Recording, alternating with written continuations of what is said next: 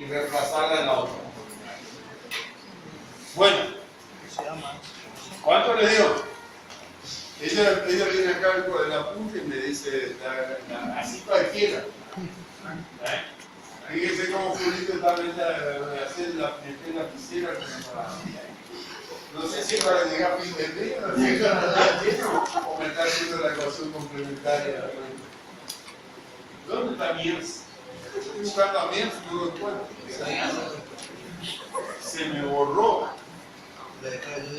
Y me mandó, no, así voy acá a la vuelta. Y me mandó, el fin de semana me mandó.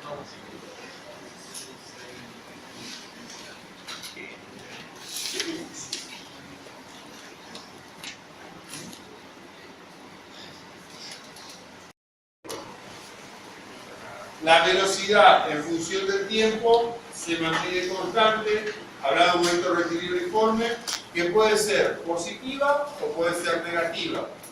O sea, sentido para un lado, sentido para el otro lado, lo mismo que tenemos acá. Y lo mismo, ¿no es cierto?, con respecto a la posición en función del tiempo. Que voy ganando posición, o sea, me voy alejando, o voy aumentando, o bien, ¿no es cierto?, al revés. ¿Sí? Y con respecto al movimiento rectilíneo uniformemente variado, hacemos lo mismo, la gráfica, aceleración puede ser positiva o bien puede ser negativa. La velocidad, al ser positiva, se va incrementando la aceleración y si la aceleración es negativa, va disminuyendo la velocidad en función del tiempo. Y la aceleración, la posición en función del tiempo, lo mismo, si es acelerado o bien si es desacelerado, nosotros como se va trabajando en función del tiempo. ¿Queda claro esto? Vuelvo a insistir, ahí está todo el kit de la cuestión. Y acá viene, ¿no es cierto?, la asistencia. Ahí está la asistencia. ¿Quién tienes, Héctor? Dos vehículos separados por 10 kilómetros. Dice dos vehículos separados por 10 kilómetros. Seguir, yo les leo que no mientras. Dos vehículos separados por 10 kilómetros parten al encuentro en el instante t igual a 0. El primero lo hace con una velocidad inicial constante de 10 kilómetros por hora y el segundo parte del reposo por una aceleración de 0,5 metros sobre segundo cuadrado. Primera pregunta, ¿a qué distancia de la salida del primer vehículo se encuentra? Segundo, ¿cuánto tiempo pasó para que se produzca el cruce de vehículos? Tercero, no rompan nada. Tiempo que tardó cada vehículo en alcanzar el punto de salida del otro vehículo. Digo, no rompan nada. Bueno, yo por ahí lo que pido. Bueno. Dice, dos vehículos están separados 10 kilómetros y parten al encuentro. Claro, y entonces no puedo, entonces fíjense, y hay varios que me habían dicho lo mismo. O sea, si yo estoy haciendo eso, en realidad lo que estoy planteando es esto. Perdón, sáquenlo. Entonces, lo que pasa es esto. Yo tengo los 10 kilómetros acá tengo 0 y acá tengo 10 kilómetros. Parten al encuentro. Entonces, lo que va a pasar va a ser, si ustedes trabajan esto, supongamos que están ahí ruidito, el otro trabaja con velocidad constante y viene para el encuentro. O sea, no importa si por uno tiene que ser positivo o tiene que ser negativo. Era como yo había dicho. Yo he visto porque la gente había tocado, o sea, por eso era que valía la aclaración. Van por sentido distinto. Entonces uno tiene que ir del positivo al negativo, por decirlo así, o del punto A al punto B y el otro punto B al punto A. Entonces, por más que yo le ponga la pendiente positiva o negativa, que le ponga B positivo o negativo, tiene que pasar esto. Si no pasa esto, como he visto también algunos que me hicieron, que me sacaban también así como y lo plantean así, está mal. Porque no van los dos en la misma dirección. Por eso es importante cuando hacen esto, leer el problema, leer lo que les pide el problema. ¿Sí?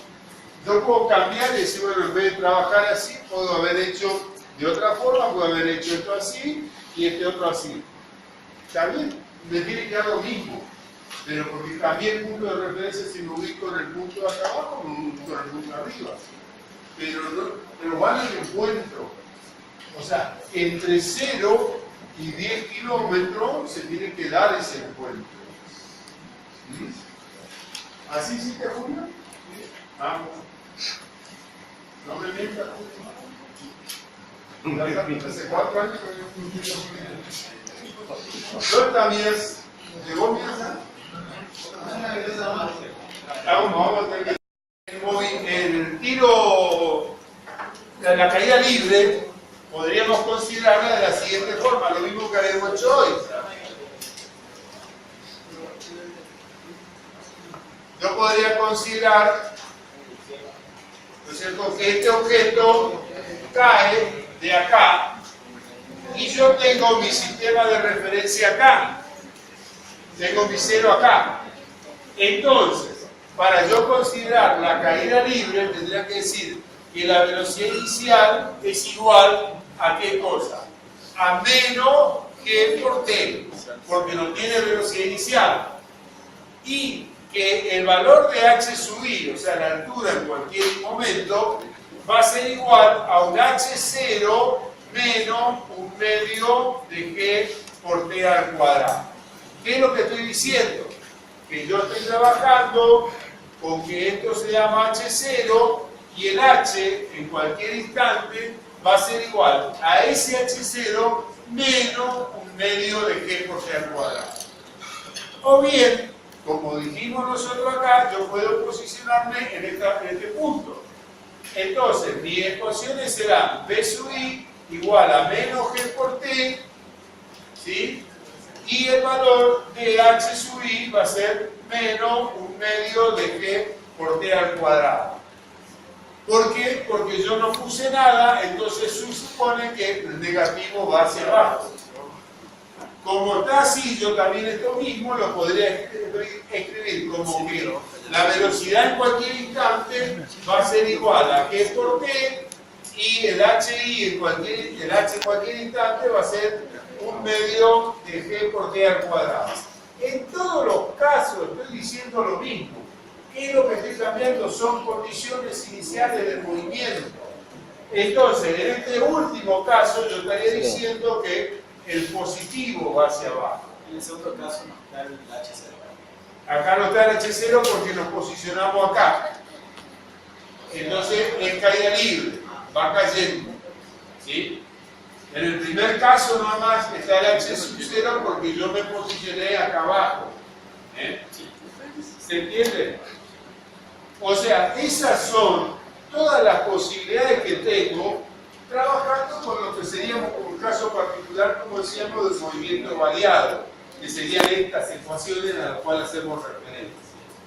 Entonces, x igual a y igual a h, o sea, lo podemos llamar de cualquier esa forma, y a es igual a g, el valor de 9,8 metros sobre el segundo al cuadrado.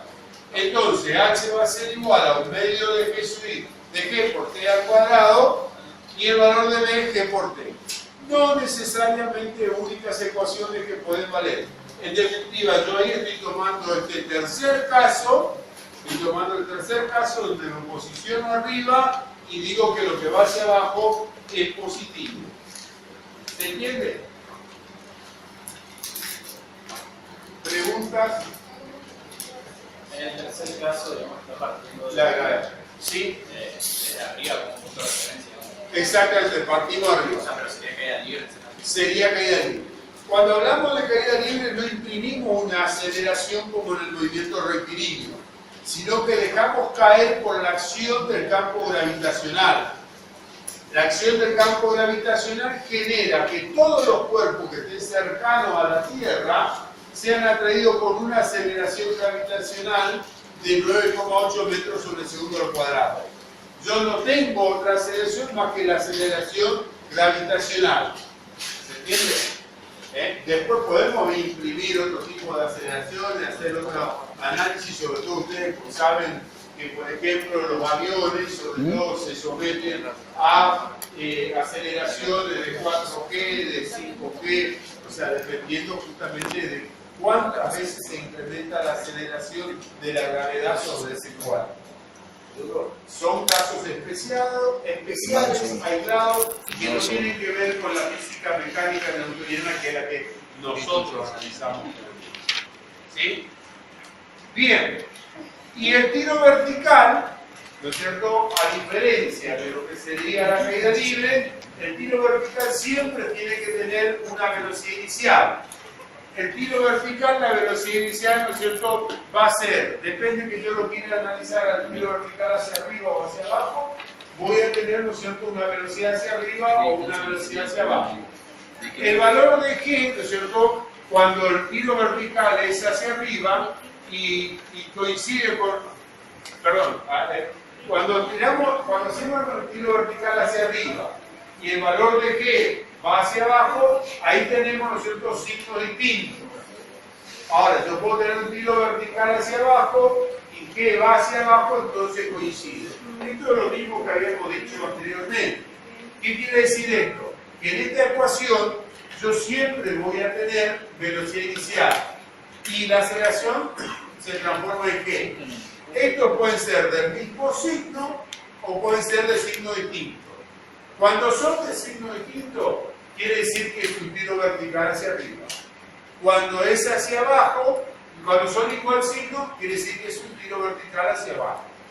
O sea, no olvidarse las características vectoriales que tienen tanto velocidad como aceleración. En este caso particular, la aceleración de la gravedad. ¿Se entiende? Que son distintos signos según la teoría. Sí, exactamente, sería hacia arriba. Porque G siempre va hacia abajo. O sea, estamos suponiendo nosotros la física newtoniana clásica que estamos trabajando acá en el sistema. Bien, entonces tenemos las expresiones, fíjense acá, ¿no es cierto? Yo he puesto, ¿no es cierto?, que H es más o menos medio G por T al cuadrado y B sub I es más o menos G por T. Donde indudablemente cuando yo coincidiría el positivo de B sub I con el positivo de G, ¿no es cierto?, estaríamos hablando de un tiro vertical hacia abajo. Y si pongo positivo de B sub I y negativo de G, estamos hablando de un tiro vertical hacia arriba. Y acá, ¿no es cierto?, más o menos medio de G por T al cuadrado, estamos hablando, ¿no es cierto?, de qué sentido le estoy dando yo al sistema de referencia. Si pongo el más, quiere decir que lo que va hacia abajo sería positivo. Si pongo el menos, ¿no es cierto?, quiere decir que lo que va hacia arriba es positivo. Como sistema de referencia, no en este caso como estamos lanzando el cuadrado. Por eso acá lo importante es para poder identificar el movimiento es ver cómo son los signos de B y A. Eso es lo que me haga. Vuelvo a reiterar, igual signo, B y A, igual signo, o sea, los dos positivos, los dos negativos, quiere decir que estamos haciendo un tiro vertical hacia abajo. Cuando son de distintos signos, estamos haciendo un tiro vertical hacia arriba. ¿Sí? Esa puede ser la diferencia entre uno y otro. Bueno, a ver, ¿qué más teníamos acá? Y acá vemos el caso particular del tiro oblicuo para poder finalizar nuestra clase de hoy. Miren, de temprano que estamos terminando. Ya van a ver si terminamos. Este es el último tema. ¿Julito me tenés feo? Vamos a terminar temprano. Sí. Bueno, el tiro oblicuo es un caso. Acá el tiro oblicuo pasamos. Salimos de la trayectoria rectilínea y vamos a la trayectoria en el plano. Pasamos a tener el movimiento en dos dimensiones, en la dimensión X y en la dimensión Y. Es como si yo le arrojo algo a Julio, entonces va a tener, digamos, un movimiento a lo largo del eje X, pero también va a tener un movimiento a lo largo del eje Y. Entonces, el tiro oblicuo es el movimiento en el plano, por lo tanto vamos a tener. Y ambos parámetros, X e Y, van a depender de los instantes que tenemos considerando, en los distintos tiempos.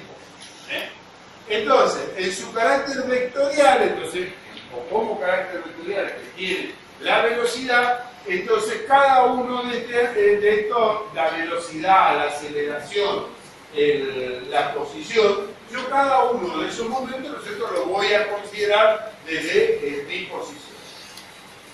O sea, en función de su distribución o su componente. Fíjense, si yo le tiro, ¿no es cierto?, la lapicera a Julio, vamos a tener una trayectoria de una parábola que va a ser muy difícil analizarla, va a ser complicada, pero yo sí puedo medir la distancia, la separación X que tenemos de acá hasta allá y cuán alto se levantó ese objeto. Y entonces, ¿qué es lo que estamos haciendo? Un movimiento que es compuesto lo podemos descomponer en dos movimientos que son más fáciles de conocer. Y justamente esos dos movimientos, cuando yo arrojo cualquier objeto, está influenciado por qué valor. Por la aceleración de la gravedad que lo tiende a buscar hacia el piso. Olvidémonos la fuerza, pero con la fuerza que yo le arrojo, por ahora supongamos que es la velocidad con que lo arrojo. Entonces, ¿qué quiere decir? Que si yo a ese movimiento compuesto lo descompongo en dos movimientos conocidos, podré llegar a un sistema, ¿no es cierto?, como es el tiro oblicuo, de tres ecuaciones, ¿no es cierto?, dos con movimiento variado a lo largo del eje de la Y que actúa G, y uno a lo largo del eje X que no tengo fuerza que se oponga.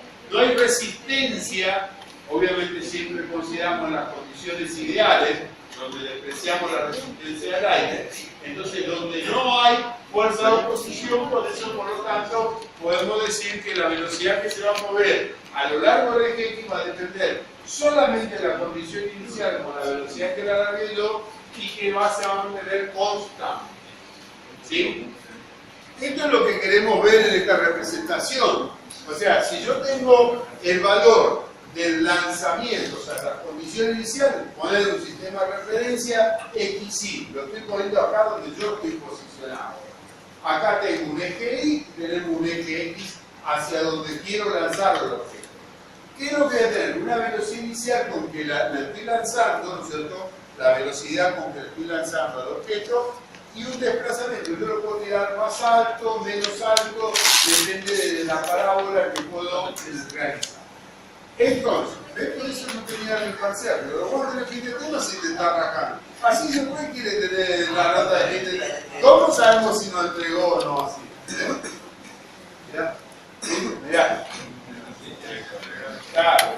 Entonces, No puedo filmar y esa hacer todo la velocidad va a tener justamente las dos componentes. Una velocidad en Y y una velocidad en X.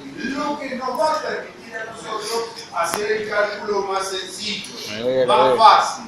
En el sentido, digamos, que yo sé que a lo largo del eje Y está actuando la aceleración gravitacional y coincidente con el eje Y, y a lo largo ¿Viste lo del que eje es? Y no tengo aceleración, lo cual me permite definir los dos tipos de movimientos. Que a lo largo del eje de la Y voy a trabajar, ¿no es cierto?, con lo que sería un movimiento rectilíneo uniformemente variado.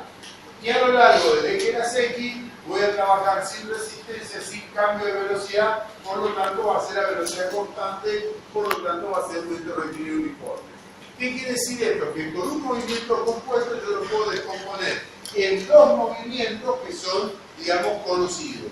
Uno a lo largo del eje de las X y otro a lo largo del eje de las Y. Purito, te veo guardando muchas cosas en tu bolsillo. ¿Vamos a terminarlo de esto ahora? Vamos a eso. Estamos interrogando, pero cuando terminemos, Purito. Bueno, entonces, el módulo de la velocidad en X va a ser la velocidad por el coseno del ángulo θ. ¿Sí? Ahí se forma un triángulo rectángulo con los componentes catetos BX y BY, ¿no es cierto? Y la velocidad como hipotenusa. Obviamente BY va a ser B por seno de θ. ¿Sí? Bien, entonces, si yo quiero analizar qué pasó en el plano, ¿qué es lo que voy a tener? Que cuando yo lo arrojé con cierta velocidad, se describió esa trayectoria. Esa trayectoria es muy difícil de determinar. Entonces volvemos de nuevo al concepto de lo que serían las componentes X e Y. sabemos que está actuando la aceleración gravitacional a lo largo del eje de la Y, por lo tanto me define el movimiento rectilíneo uniforme, variable. ¿Sí? En cambio, a lo largo del eje de las X, ¿no es cierto?, yo voy a tener un movimiento rectilíneo uniforme, ya que el valor de la velocidad en X se mantiene constante. A lo largo del eje de las Y tengo el B sub I inicial y G, que son de sentido contrario. Eso se va a dar siempre así, porque estamos hablando de un tiro oblicuo. ¿Sí? Después, digamos, ¿no es cierto?, a medida que vaya pasando los instantes, después se me cambiaron el sentido de la B sub X. Algo le está pasando a mí que Sergio me está tocando ahí. O sea, el valor de Bx viene para acá, ¿no es cierto? El valor de By viene para acá. Obviamente estos son los Bx que se mantienen constantes en un instante mayor y vemos cómo, debido a la influencia de B sub I, ¿no es cierto?, se va dando,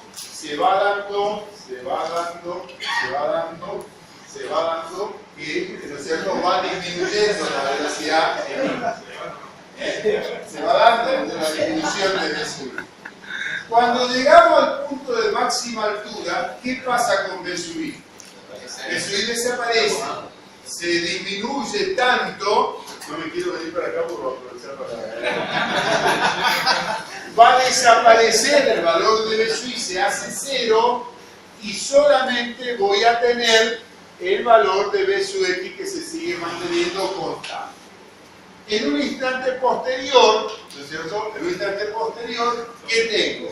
El valor de B sub I que ahora en vez de ir para arriba empieza a caer. Pasamos su máxima altura, entonces empieza a caer. Y el valor de B sub X se sigue manteniendo constante. ¿Sí? Sí. Me quedó claro, cuando B sub I ya pasa el punto máximo, donde pasa a ser, digamos, pasa a ser cero después de eso, sí o sí va a pasar a ser negativo, ¿sí? Claro, empieza a cambiar el sentido. Claro, Y sí. yo no voy a cambiar mi sistema de ecuaciones porque yo ya planteé mi sistema de referencia. Supongamos que este esté 5, hasta t igual a 5 yo voy a tener todos valores de B sub I positivas y se van a ir haciendo cada vez más pequeñas a medida que me llego a 5. Cuando llego a 5 se hace 0 y a partir de 6, 7, 8, 9 empieza a crecer, a hacerse cada vez mayor, pero con valores negativos. Me empieza a trabajar el signo negativo de G por T. ¿Está? Y en el caso, ¿no es cierto?, del otro extremo, estamos trabajando con la obtención de lo que sería el valor de B sub I, que va a ser exactamente igual si este movimiento es simétrico, no siempre va a ser así. Este es el caso genérico y el caso que se estudia, donde se define estos elementos así con la simetría y lo que van a encontrar en los libros. En los problemas nunca van a encontrar este caso. Por eso nunca hay que aplicar la fórmula. Entonces, si no hay que resolver la situación, hay que plantear el problema. Ustedes en los problemas van a encontrar tiro oblicuo de este tipo, ¿sí?, o tiro oblicuo al revés, ¿sí?, o, ¿no es cierto?, cuando uno tiene una muralla y quiere saber si yo lo lancé de acá, ¿no es cierto?, si esto pasa o no pasa. Son situaciones que se pueden llegar a dar con esto. Bien, entonces, la máxima distancia que encontramos en este movimiento va a ser el alcance. Solamente para esto. Solamente para este tipo de movimiento.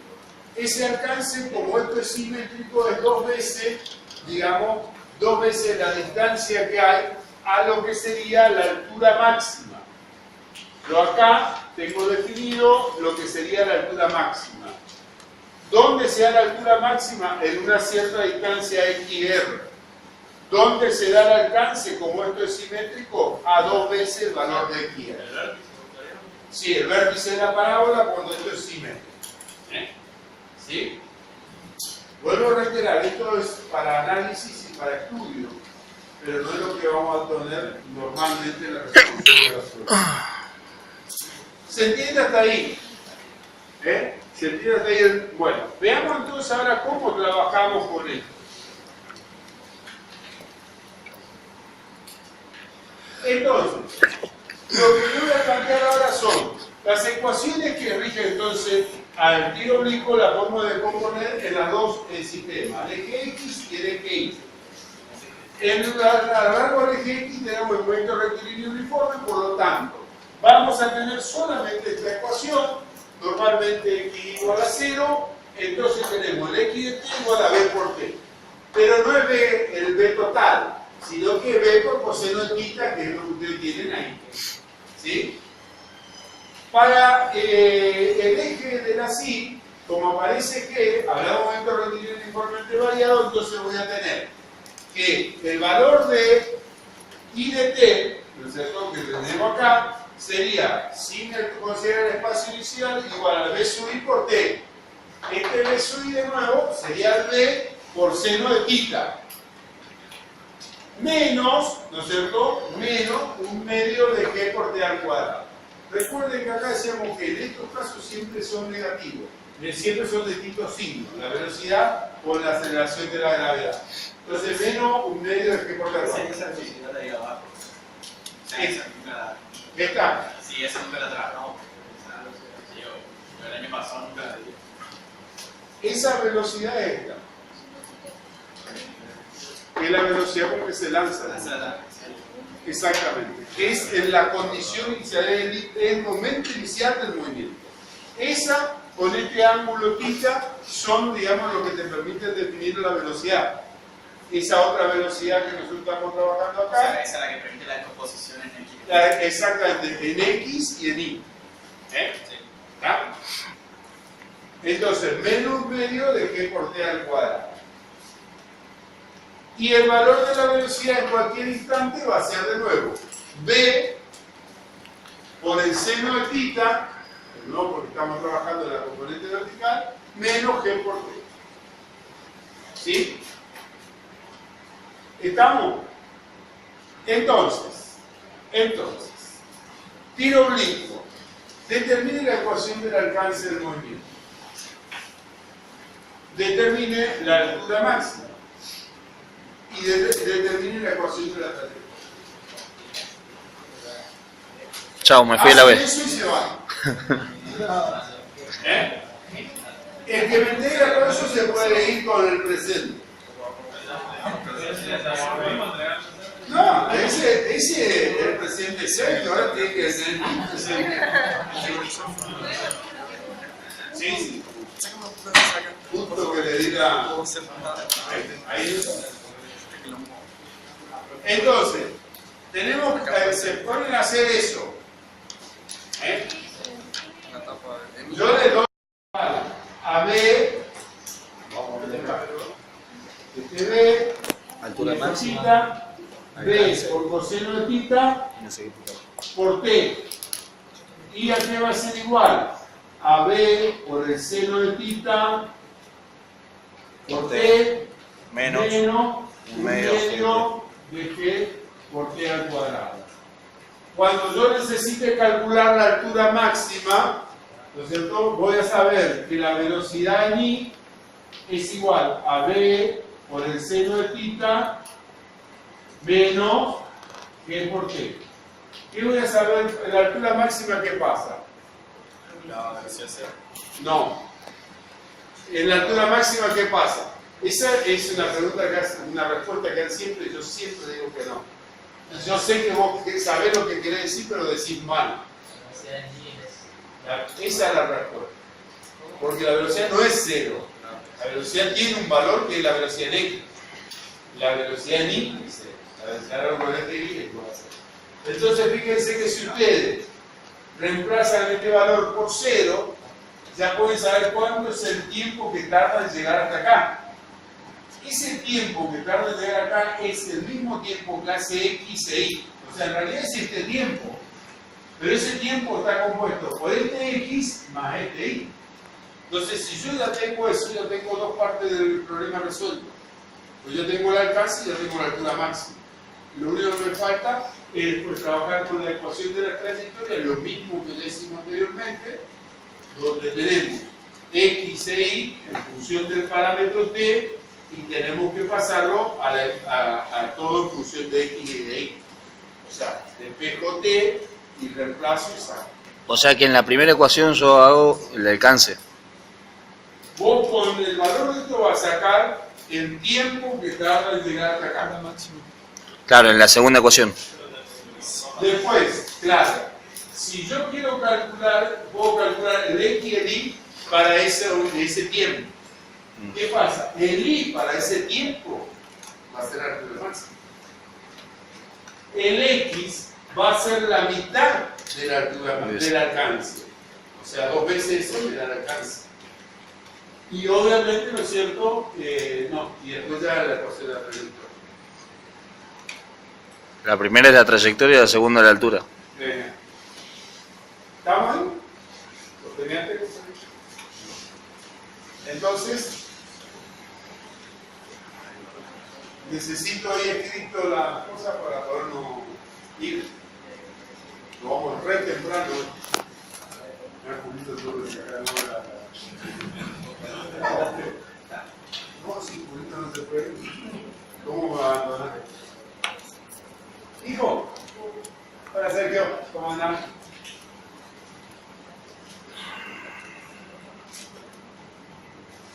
La semana que viene no tenemos clase, el lunes no tenemos clase. El otro lunes vamos a trabajar con toda la parte de ejercitación.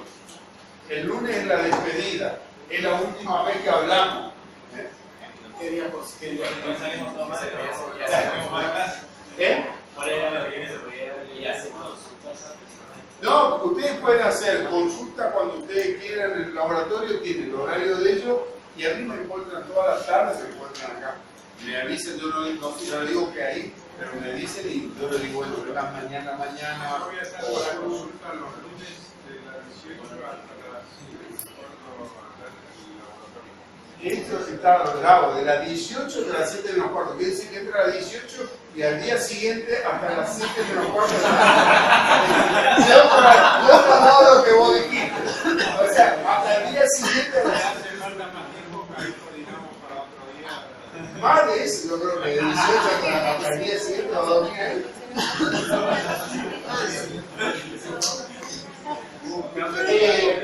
A mí me buscan y me preguntan, yo coordino con ustedes en ese momento y hacemos, digamos, la consulta que quieran. Si puedo en ese instante, yo estoy mañana y tarde.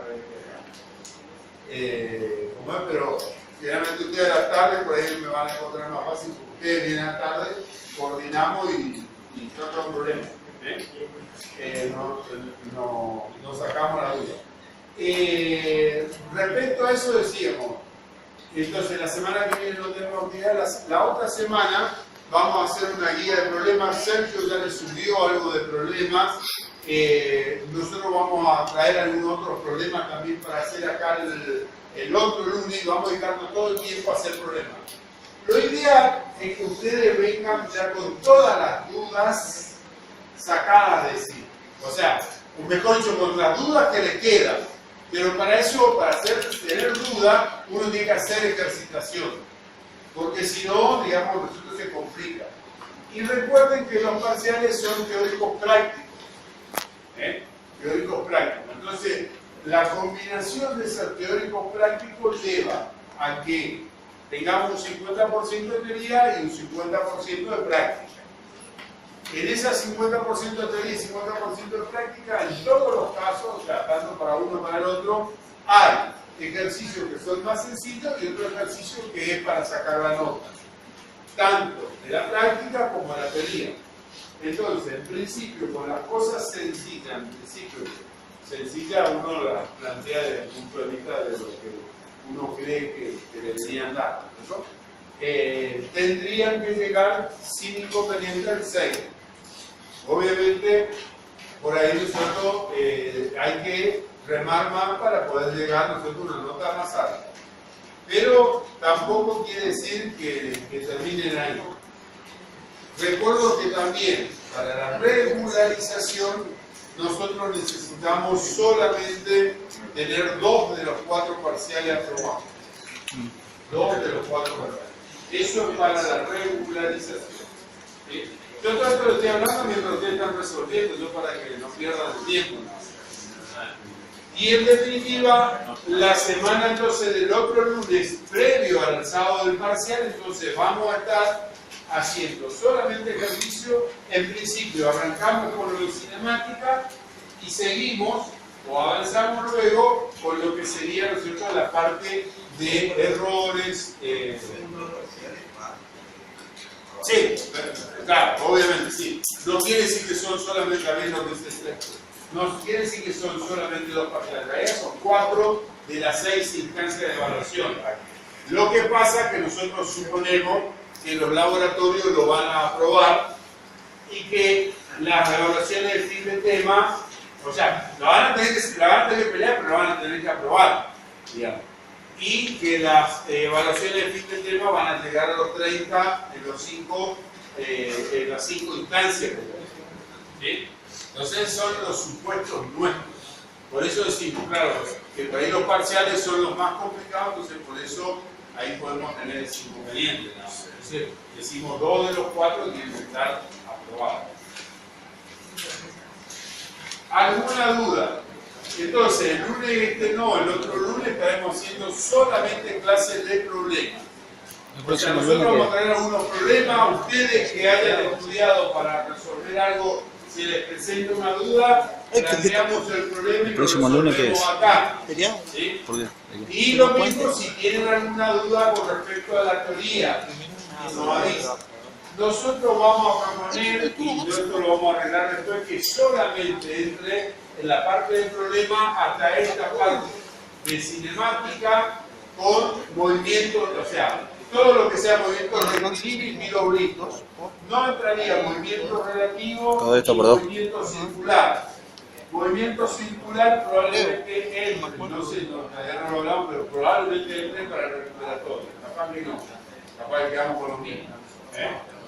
¿Estamos? Bien, ¿alguna duda? Y yo si me van entregando nomás las resoluciones y el que me va entregando se puede llegar a ir. A ver si está bien, Julio.